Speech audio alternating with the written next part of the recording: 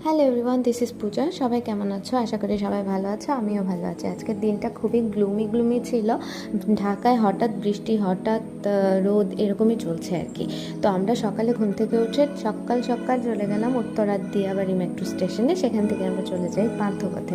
Panthapath metro station থেকে এখন যে ক্লিপটা দেখতে পাচ্ছ, এটা পান্থপথ মেট্রো স্টেশনের অসাধারণ একটা ক্লিপ। মানে আমার এখান থেকে দেখতে খুব ভালো লাগছিলো। আমি একটু সময় থেমে গেলাম, তারপর আমরা হাঁটা শুরু করলাম। স্টেশন থেকে আস্তে আস্তে করে নিচে নেমে গেলাম।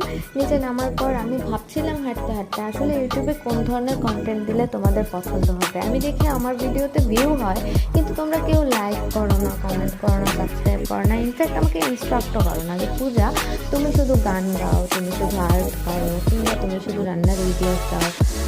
দেখুন, একটা কিছু করতে তো বলতে পারো, আমাকে সাজেশন না দিলে আমি কীভাবে ভিডিও বানাবো বলো। যাই হোক, আমরা এই মেট্রো স্টেশন থেকে নেমে এখান থেকে আমরা ফিরে আমাদের কাজ সেরে আবার রিটার্ন করছিলাম। তো রিটার্ন করতে আমি একটু ভঙ্গি করে নিচ্ছিলাম, ভঙ্গি।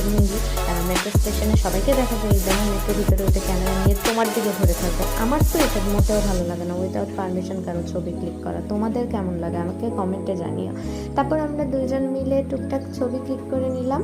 ব্যাস, এইটুকুই ছিল আমাদের আজকের দিন। সবাই ভালো থেকো, সুস্থ থেকো, আমার জন্য অনেক অনেক আশীর্বাদ করো। আর আশা করি এবারে তোমরা আমাকে একটা সঠিক ডিরেকশন দিতে পারবে যে পূজা ইনস্ট্রাকটিভ ভিডিও বানাও, কিংবা মোটিভেশনাল ভিডিও বানাও, কিংবা পেন্টিংয়ের ভিডিও বানাও, সিঙ্গিংয়ের ভিডিও বানাও, anything you can give me.